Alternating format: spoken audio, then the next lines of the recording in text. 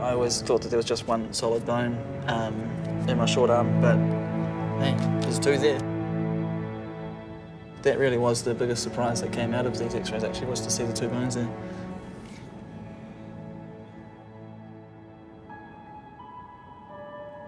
Make life would be so much simpler if I had arms and legs and didn't have to adapt your life in certain ways. It's not saying that I have a chip on my shoulder about, it's kind of just the way it is, I guess. When Cameron Leslie was born, without fully formed arms or legs, no one knew quite what to expect for his life. As he celebrated his 21st birthday, he was able to look back with real pride on his achievements. Among them, a Paralympic gold medal for swimming. I think for Mum and Dad, when they brought me home to meet the family and things like that, I think it probably would have been an awkward sort of scenario to be placed in. In typical Kiwi spirit, Cameron has just got on with life, always finding a way to overcome any limitations. But it's only now that he's turning 21 that he's had the confidence to ask the stuff that no one really discussed before.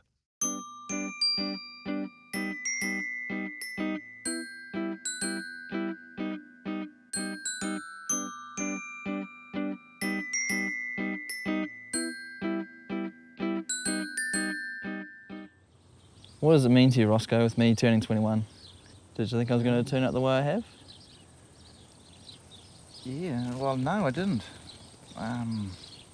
We didn't know how you'd end up.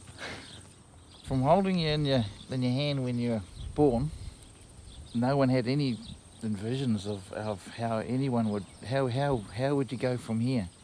There was no book, there was no formulas, there was nothing. I just knew that you were my son and I was going to look after you. When you were born, I don't know if it was shock horror. Instead of moving like the other kids used to move inside of me, you used to I felt like I had a stick in the ribs. And I was thinking, oh man, exactly, that's what it was, exactly that, poking me in the ribs. And it was like, okay, what are we going to do with this? You said something about when I was born you had some friends that, friends that disappeared off the radar. I never knew any of this. I want you to tell me more about it. Basically, when you were born, I had a milk run around Ruakaka for a number of years, so I was already established a clientele. And then when you were born, the adults couldn't take a conversation with me because of seeing you. They didn't know what to say. You were still our child, so we just made do with what we had. Mm-hmm. Hard men. I think probably the hardest time to let him work things out for himself was when he first got artificial legs, and he didn't like them at all. He wanted to throw them off, and we would put him in these legs and we'd make him stay in them, and we'd say 10 minutes today and maybe 15 minutes next week, 20 minutes the week after, and he absolutely hated it. So we would stand him at the coffee table with these legs on and play little games and try and distract him from these legs and get him to walk from here to here, because then he was using his legs.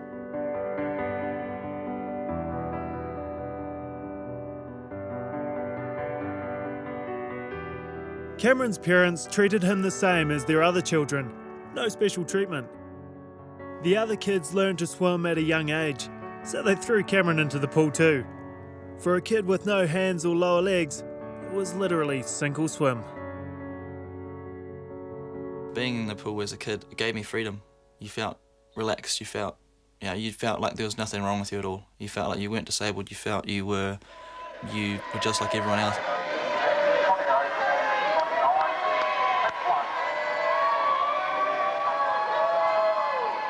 By the age of 12, he was entering competitions. Even when I'm actually swimming, I've had comments from people who didn't even realise that they were swimming with someone with a disability until they actually swam up behind me and didn't see any legs there, or didn't see any feet kicking. They just saw these stumps dangling there in the water. At that stage, no one really believed he had international potential. He felt a bit subconscious about being on his own the first few times. Dad, he gave up a hell of a lot of time and just, he was always, before I got a car and a licence and things like that, he was always the one that would get up at, 5:30 in the morning or 6 o'clock in the morning and to take me to training. I used to swim with him or beside him, or behind him, in front of him, and then got to a stage that he was better than me, so I just let him swim half a dozen lengths ahead of me, and I just did a few and hopped out and watched him do the rest. And once he got up to 2 or 3K a day, that was me. I just took the towel along.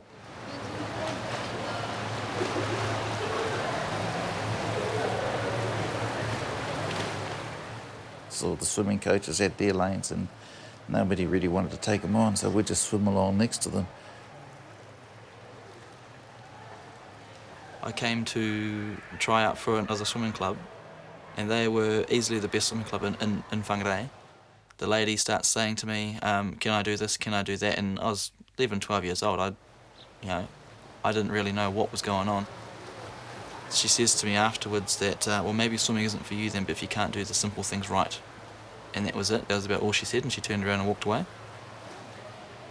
And I was really sitting there in tears, whatever, and when I left that day, I felt that I was going to be a hindrance to her and to everyone else at that club, and at that point I was thinking, well, if I'm going to be a hindrance, then why should I swim? I don't want to be a hindrance on people. I don't want to make people's lives more difficult and things like that.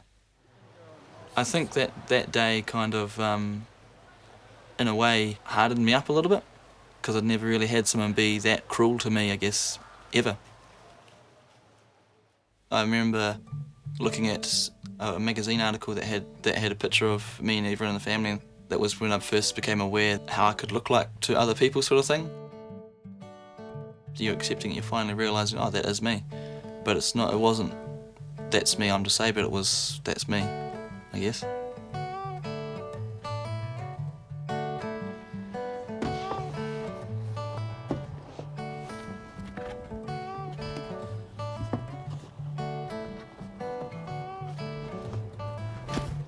It was fine getting around on these stumps in his hometown of Whangarei, but once Cameron started attending swimming meetings all over the country, he became self-conscious. Psychologically, he needed to be taller. I cared so much about wanting to be tall because I'd spent so long at everyone's crutch height, everyone's bottom height and things like that, that I was sick of it. I was sick of having a conversation with someone, looking up at them. I wanted to be able to look people in the eyes and have a conversation like that. One of the reasons he hadn't got the taller prosthetic legs till his teenage years was the fact that he's the equivalent of a double amputee. Well, we're here today for you to try your new limbs on and see how the fitting's going to be. And here we are. The taller limbs involve complex knee joints to enable him to walk smoothly. They're in. All right. It wasn't a simple fix. There would be much frustration. Get this now. Shit. No, it's going to be a bit of a problem here. The one and only time you're going to be taller than me. Like a metre growth spurt overnight. I mean, it was a shock to other people to be, instead of looking down to me, they're looking at me or up at me sort of thing. Now that's very high, eh? And I'd say for you, we'd take out a good, maybe 20 centimetres out of them. Oh, at least. All right, okay. It was quite a strange experience, really, to go from, because it's like being a dwarf to being an average-sized person or a tall person. It's a whole new learning thing for him, eh? He's suddenly gone high. I mean, you think of it today, he's come in and he's been suddenly been down there, and then suddenly, boom, he's up here, eh? Increase the flexion resistance a little too. Even today, he has to monitor how long he wears his legs. He's come to accept the constant blisters, chafing and sweating as the flesh rubs against the silicone. The added height gave Cameron the confidence he needed. I definitely do feel shy when I take them off in front of some people, but I think I'm slowly getting rid of that because I'm putting my own needs first. But ironically, having found a way to fit in with his peers, he almost gave up on swimming. He was becoming a teenager. He wanted to go out and do things with his mates. He went to World Champs in Durban and he had a goal to get top 5 and he came 6th in the race.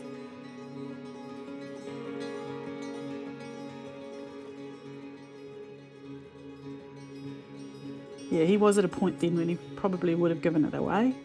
I really just said to him that it's not the right time to be giving up. Beijing was 2 years away and he'd put so much into it to that point.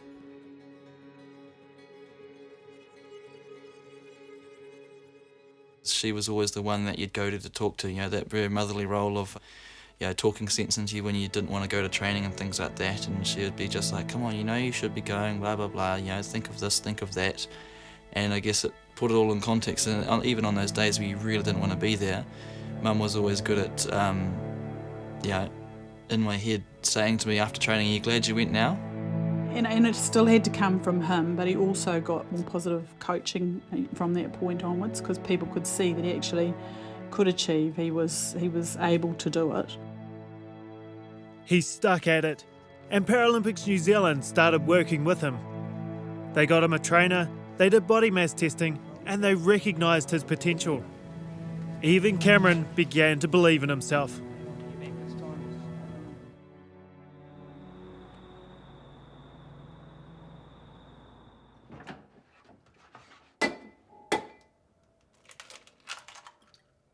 I definitely did not look like an athlete. I would not have considered myself an athlete at all. I was, this chubby-faced teenage boy, I guess. I moved out of home, started eating less, started eating proper portions, and started doing proper training.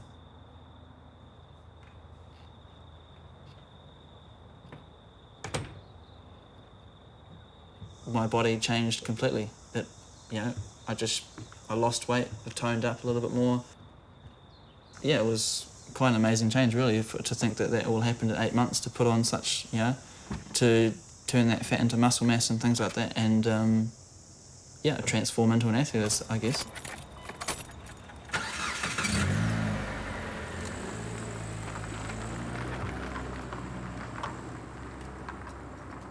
At 18, Cameron made the commitment to at least try to reach his potential as a Paralympic athlete. He moved to Auckland and found a coach who had drive, balanced with compassion, and who would be a powerful motivating force. For swimming, I guess what propels you is your paddles, which would be your hand, and so, I've got a small paddle on my right side and pretty much nothing on my left. And so, for me, when I'm propelling myself through the water, majority of it comes from my right side, which is my stronger side and more dominant. And that paddle is pretty much what propels me forward, I guess. I get nothing from my legs. There's movement there, but there's not really any sort of propulsion forward sort of thing. Quite a lot of it for me was definitely trial and error, and I think it'll be the same for quite a few people. Just those early phases were just very much experimental in ways of technique and things like that. His disability definitely has made him who he is because he's had to do things differently. He's had his whole life, he's had to work things out, how he's going to do things.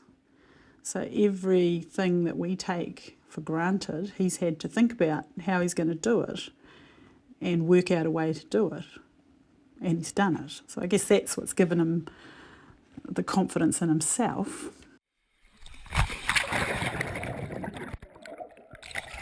A lot of that training towards the Paralympics was going through those pain barriers, and a lot of it was in your mind sort of thing, and how you could, how do you push through it, how do you break it.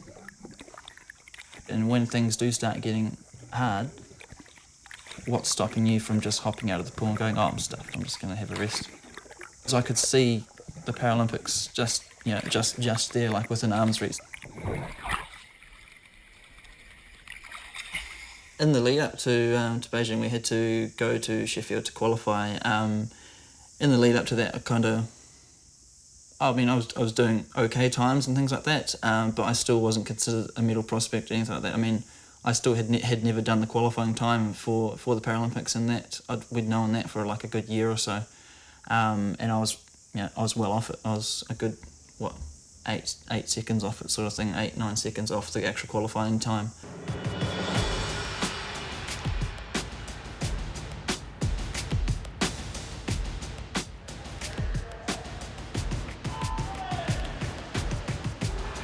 When he swam at the International Disability Swimming Championships in England, it was a do-or-die situation. He had to earn his place on the Beijing team. He wasn't expected to shine at the event. He was mostly there for experience.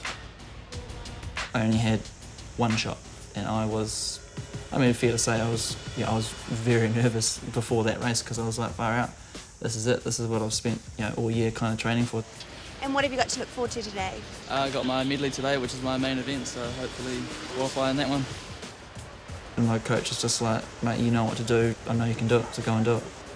You have to really think to yourself that it's happened before it's happened. Really, during that breaststroke, just saying, this is it. I'm going to make 2 minutes, here it comes, here it comes. Whistle at me too if I need to pick it up. Yeah, I'll be whistling a lot. Yeah. Don't whistle at me if you Oh, want no, to go no, no, faster. no, no. Whistle you if I want you to go faster. No. Don't. Whistle at me if I need to. Oh, if you need to go faster, okay.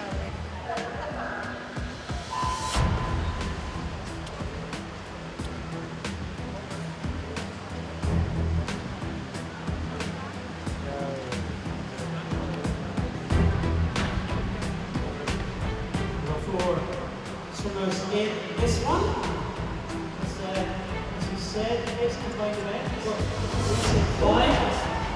it's Leslie from New Zealand in 60 goes across it.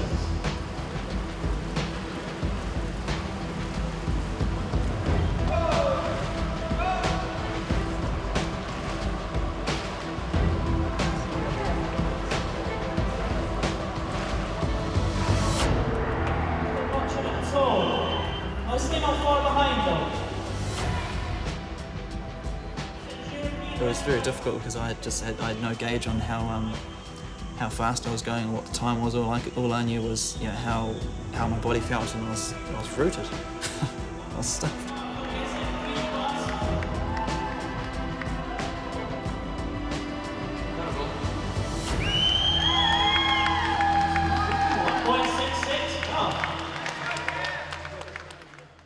It was the qualifying time I'd done, and it was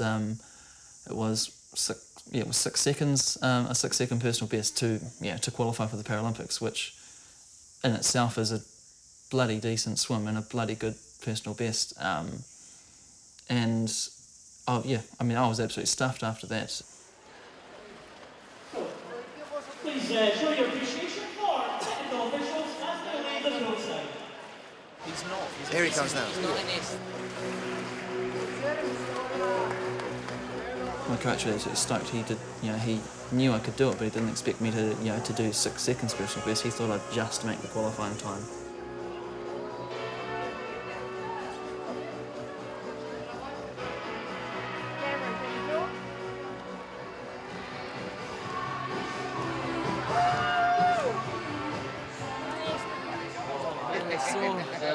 You're supposed to be sore. 2 minutes 51.8 was 1,000. So you're more than 1,000 points on our PNZ scale. Yeah. So that's #1 ranking. As long as they confirm that. Oh man. Dead ass. Before then, I'd never really, I wouldn't have considered myself as having succeeded at any level in terms of sport. I'd done well in junior stuff and things like that, but when it came to open senior level, I'd nothing to write home about. There was nothing exciting there. There was nothing. It was just I swam on international stage and was just a blip on the radar, not really anything. That race in Sheffield definitely gave me a whole lot more self-belief and self-confidence in terms of what I could do if I put my mind to things, and what I could do if I focused. So what's keeping you motivated? Beijing, pretty much.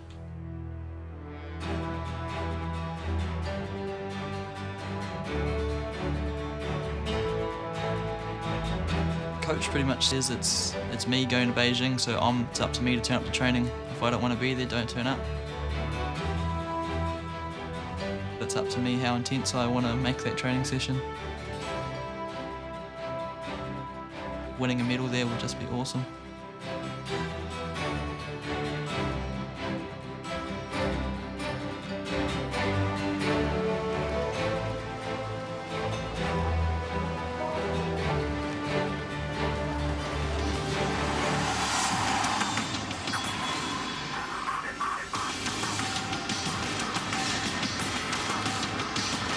The Beijing 2008 Paralympic Games.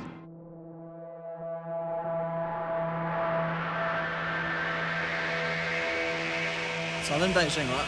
Coming out behind the blocks, really nervous. And he just came out there, we were watching him, he looked calm as a cucumber. So nervous, but at the same time, just adrenaline packed. Get behind the blocks, looking down the lane, they blow the whistle for you to jump into the pool. Focusing down and ready to go. Off goes the buzzer and we're off. Boom, there we are.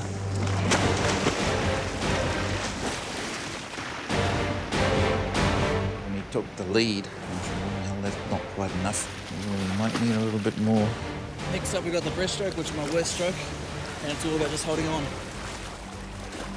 And I knew that was the stroke that he had to be in front of everybody else, so it was like your heart in your mouth watching that. When I touched from backstroke to breaststroke, I thought I saw someone overtake me next to me, and I was thinking in my head, no, you can't beat me, I've come so far.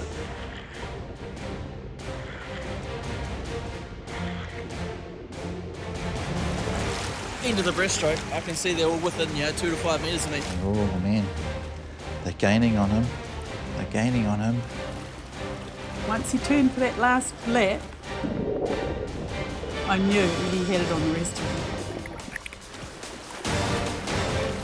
It wasn't until the last 3-4 strokes. Absolutely amazing. Super kid from Whangarei originally, and now a Westie student from Auckland. He goes in for a wonderful gold medal. And looking at the board, he sets a world record as well. Cameron Leslie. World record. What a beautiful swim and a wonderful moment. Well, he won. He won, and it was a world record. It was like, yeah, where is everybody? What's going on? Yeah, very emotional. Yeah, still brings a tear to my eye. That's as big as you can get. A gold medal world record at the Paralympics is the biggest achievement anyone with a disability in sport can get. Then came national recognition. For services to swimming, Mr. Cameron Leslie of Waiwera. My whole life I'd tried to just slide below the radar, but there was kind of no hiding now. The gold medal for the men's 150 metres individual medley at the 2008 Paralympic Games in Beijing. Yeah, I was just so much more confident in myself and confident of the things that I could do and things like that. Just had so much more self-belief that I could focus on something and achieve it.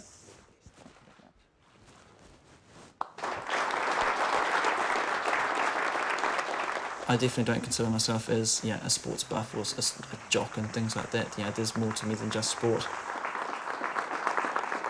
Definitely there are people out there who think that just because I've got a disability of my nature, they think that life must suck for you. Oh, poor you, and things like that. In the back of my head, I'm thinking that they're looking at me going, far out, look at this dude. I don't think that they've got any sort of understanding as to what it actually is to live a life like mine. Like, after Beijing, I kind of thought, I want to be a journalist, I want to do that. You know what? I focused on Beijing and it happened. There's no reason why I can't focus on my studies and that will happen, sort of thing. It's something special, I guess, that not knowing what's going to happen next. I'm very, very pleased that you've actually seen 21, and it's a milestone for you. And I hope there's a lot more, and enjoy your life to the fullest while you're as active as you are. You'll end up like me, wrinkly and old and still your father. Hey, good on you, son. Turning 21? Give me the breath. Just an excuse for a party. That's all it is. We don't need excuses, do we? Did you expect me to turn out like I did, though, being 21? Not really.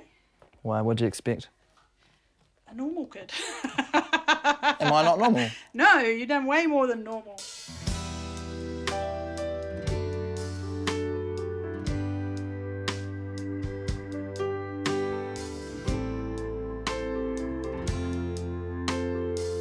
These days, Cameron is the one his peers look up to.